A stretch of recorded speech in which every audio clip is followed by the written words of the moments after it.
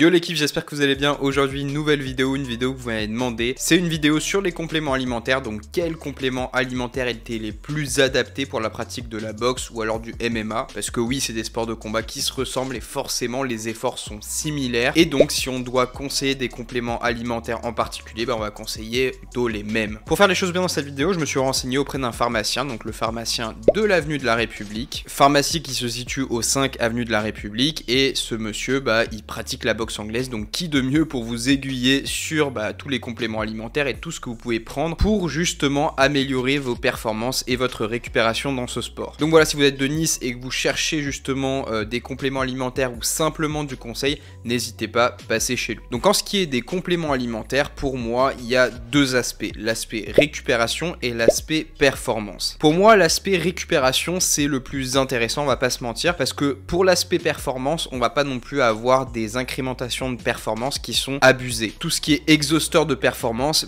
c'est du dopage. D'ailleurs, un des trucs qui a le plus d'effet justement dans la pratique des sportifs et dans les performances des sportifs, c'est la caféine, et il y a certaines fédérations de basketball dans lesquelles on est limité au grammage de caféine, enfin, plutôt en termes de milligrammes. Donc pour commencer cette vidéo, avant tout on va parler de la récupération, on va parler notamment du sommeil. Je pense que si vous pratiquez la boxe en général, vous avez toujours les mêmes créneaux, c'est en général le soir, c'est relativement tard et c'est assez proche du coucher, donc normalement si vous êtes constitué exactement comme moi, vous avez quand même des problèmes de sommeil. Parce que la boxe c'est un entraînement qui est extrêmement intense et il y a de multiples hormones qui vont intervenir, soit pour faciliter la mobilisation des stocks de glycogène du foie, soit pour favoriser sa dégradation au niveau de la fibre musculaire comme le glucagon, l'adrénaline, etc. Principalement les hormones du style adrénaline, noradrénaline et cortisol en fait vont venir stresser votre corps. C'est des hormones en fait qui sont sécrétées justement dans cet état bien précis, dans cet état de stress.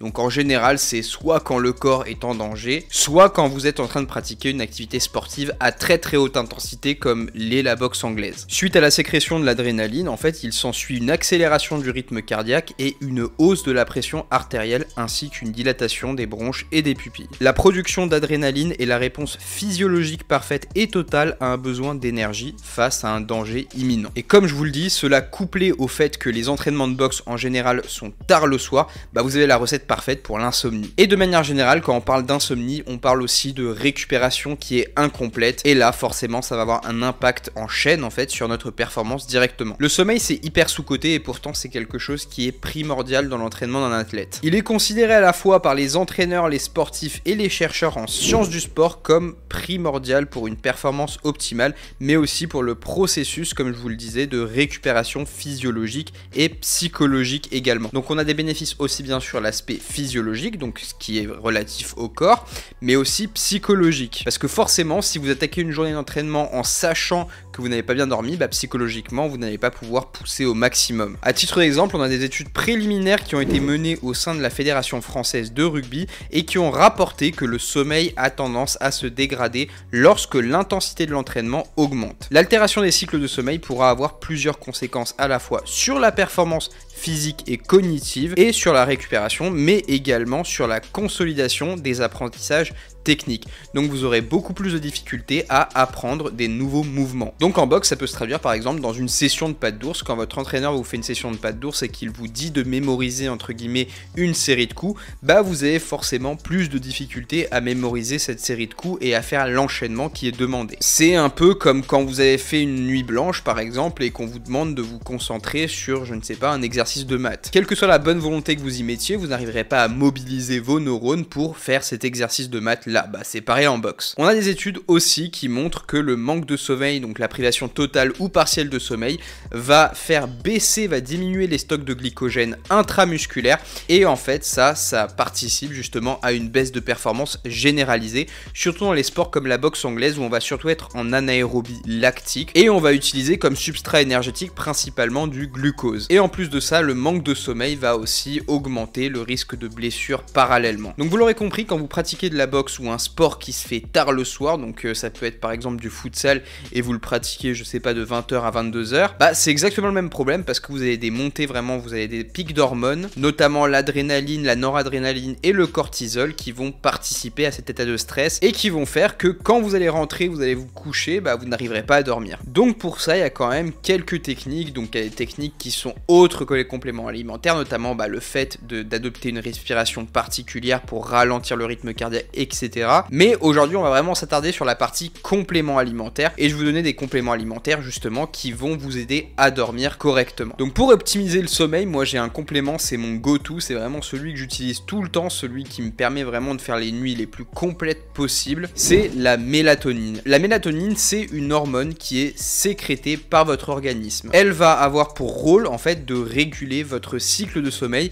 et elle a une particularité bien à elle, c'est qu'en fait elle est synthétisée qu'à un moment précis. La mélatonine n'est synthétisée que pendant les moments où il y a une faible luminosité. C'est pour ça que de manière générale, on vous recommande toujours d'éviter les écrans vraiment 1 ou 2 heures avant de vous coucher. Justement pour ça, pour que la mélatonine se synthétise et que vous puissiez vous endormir naturellement. Et sous forme de complément alimentaire, la mélatonine a un effet qui est incroyable. Moi par exemple, ma mélatonine, je la prends simplement sous forme de gélule. J'ai un grammage qui est pour moi le plus efficace, c'est 1,9 mg. Et c'est une efficacité qui est extrêmement rapide et en une demi-heure, ça fait effet et vous ressentez déjà le sommeil. Et franchement, pour moi, c'est un des trucs les plus efficaces que j'ai pu essayer, c'est pour ça que je le mets au début de ma liste. Donc voilà, la mélatonine, ça peut se trouver simplement en pharmacie, vous demandez à votre pharmacien de vous donner un petit peu le dosage qu'il vous recommande. Avant de vous donner cette mélatonine, il va pouvoir vous poser quelques questions pour savoir si oui ou non vous êtes à même de la prendre, s'il y a des interactions avec d'autres médicaments, des trucs comme ça, enfin bref, ça c'est vraiment quelque chose de très précis et je pense qu'il faut en parler avant de prendre directement un complément alimentaire sans forcément s'informer de tel ou tel effet secondaire. Ensuite, en deuxième position, on a le tryptophane. Le tryptophane, c'est un acide aminé, c'est-à-dire que c'est un constituant des protéines. Parmi les 22 acides aminés existants, le tryptophane est un des 9 dits essentiels. Il ne peut pas être fabriqué par l'organisme et doit impérativement être fourni chaque jour par une alimentation variée. Le tryptophane, c'est un précurseur d'un neuromédiateur qu'on appelle la sérotonine. Vous avez tous certainement déjà dû entendre parler de la sérotonine. La sérotonine va participer à lutter contre le stress et l'anxiété. Le tryptophane va agir comme précurseur de la mélatonine et vous mettre dans une situation qui est beaucoup plus favorable à l'endormissement et pour moi vraiment combiner les deux, c'est vraiment le combo parfait. Ensuite, en troisième position, parmi tous ces compléments alimentaires qui vont vous aider à mieux dormir, il y a la glycine. La glycine est aussi un acide aminé qui va favoriser votre sommeil. On a par exemple des recherches qui ont été menées par le groupe Ajinomoto qui ont montré que la glycine prise avant le coucher aide le corps à atteindre un sommeil profond beaucoup plus rapidement. Dans l'étude, un groupe a pris de la glycine avant de se coucher tandis que l'autre a reçu un placebo. Le niveau de leur fatigue a été mesuré le lendemain matin et le groupe qui a pris de la glycine s'est réveillé en se sentant rafraîchi le lendemain et a indiqué se sentir beaucoup moins fatigué que le groupe qui a pris un placebo. Donc on a vraiment l'efficacité avérée de la glycine sur la qualité du sommeil. Et en fait, on se rend compte que la glycine, en fait, elle n'aide pas simplement à entrer dans cet état d'endormissement, mais elle va vraiment affecter en fait la qualité de votre sommeil. Peut-être que vous le savez déjà, mais il existe vraiment deux types de sommeil. Il y a le sommeil paradoxal qui va être davantage un sommeil physique et le sommeil non paradoxal qui est davantage un sommeil mental. Le stade le plus profond est donc le sommeil non paradoxal qui est aussi appelé le sommeil à ondes lentes. Au cours de cette étape importante du sommeil, le corps sécrète activement l'hormone de croissance pour soigner les muscles et la peau. Dans les recherches, les groupes tests qui ont pris de la glycine en fait ont atteint ce sommeil lent beaucoup plus rapidement que les autres qui avaient pris le placebo. Donc on peut potentiellement en conclure qu'avec une prise de glycine, on atteint un sommeil beaucoup plus réparateur que sans. En quatrième position dans ces compléments alimentaires qui aident à la récupération, j'ai le magnésium que je combine toujours avec le zinc. C'est mon dernier dans la liste parce qu'en fait ça va me permettre de faire une transition avec une autre vidéo que je vais faire sur les compléments alimentaires qui sont plutôt destinés à la performance, parce qu'en fait le magnésium a une influence sur le sommeil mais pas que. Le magnésium il joue un certain nombre de rôles dans le corps et intervient dans plus de 325 réactions enzymatiques, y compris la synthèse des graisses et des protéines, l'amélioration de l'activité cardiaque et le métabolisme osseux. Et en plus de ça, il va avoir un rôle très important puisqu'il va vous aider dans la production d'énergie dans les filières filières aérobie et anaérobie. Donc typiquement les filières qui sont sollicitées dans les sports comme la boxe, puisqu'on a des efforts courts et intenses et des efforts modérés sur de longues périodes. Je vous ai dit que le magnésium, je le combinais toujours avec le zinc parce qu'en fait ces minéraux vont venir travailler ensemble. En fait, le corps d'un athlète va utiliser du zinc et du magnésium pour soutenir les contractions musculaires et fournir de l'oxygène aux muscles qui vont être mobilisés en même temps. Et comme je vous l'ai dit, le magnésium est aussi extrêmement connu pour ses effets qui vont être plutôt apaisants. Il va donc jouer un rôle dans la récupération musculaire après un entraînement qui est difficile et forcément mettre votre corps dans un état de relaxation qui va forcément vous aider à mieux dormir la nuit. Dans des études, on a vu qu'un déficit en magnésium était vraiment préjudiciable puisqu'il peut rapidement réduire la capacité musculaire globale et entraîner une perte de performance en force, en résistance et en explosivité, en plus d'entraîner des crampes, des contractures musculaires qui sont forcément délétères à la performance et au développement musculaire si jamais vous pratiquez un sport qui est plutôt axé bodybuilding. En termes de compléments, si vous voulez vraiment des noms, j'ai une gamme qui est pas mal, c'est la gamme RJ Sport. C'est la gamme qui est recommandée par la pharmacie République. J'ai trouvé quelques produits qui ont retenu toute mon attention parce que je les ai trouvés très intéressants et hyper complets, ils sont très bien conçus. Il y a par exemple un complexe qui s'appelle Regen qui contient de tout, en fait il contient des protéines, du magnésium, du zinc, des BCA. Donc ensuite t'as de la glutamine, t'as plein de trucs, vraiment t'as toutes les vitamines B1, B2, B6, etc., B12 même. C'est vraiment hyper complet je trouve. Et t'as comme qui dirait tout ce qu'il te faut sous un même toit au lieu de te faire toi-même tes petits compléments en prenant par-ci par-là des trucs. Là au moins t'as tout dans un seul complément alimentaire, t'as plus qu'à le prendre et basta. Donc voilà, là le Regen est pas mal, surtout au niveau magnésium, etc. C'est vraiment quelque chose qui est bien pour la récup. Et ensuite on a aussi un autre produit qui est pas mal du tout, c'est le Flex. Et lui il va plutôt t'aider à préserver tes articulations. Il apporte en complément d'une alimentation évidemment toujours équilibrée, du collagène, des acides aminés, donc de la lysine, de la glycine, etc., de l'acide hyaluronique, de la chondroïtine et de la glucosamine. C'est un soin articulaire qui est extrêmement complet et en boxe ça c'est quelque chose qu'il ne faut pas négliger parce que tu es tout le temps en train de frapper, etc.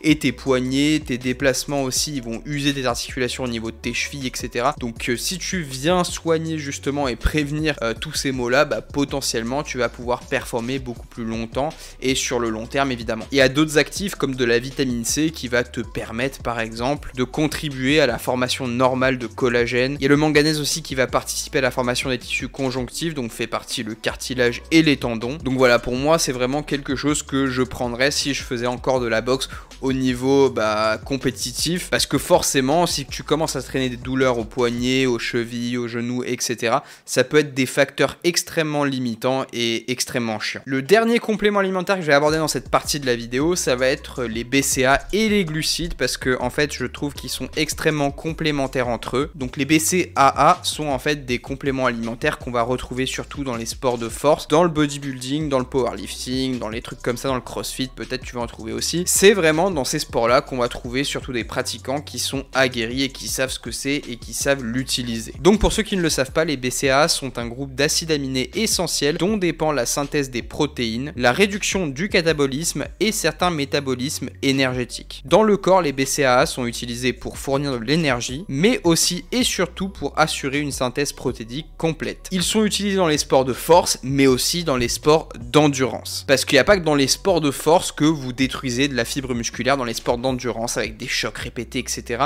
vous détruisez aussi de la fibre musculaire. Et en boxe, pour ceux qui ne le savent pas, quand vous frappez au sac, ça fait quand même du renforcement musculaire, ça crée des lésions sur les fibres musculaires que vous devez réparer après.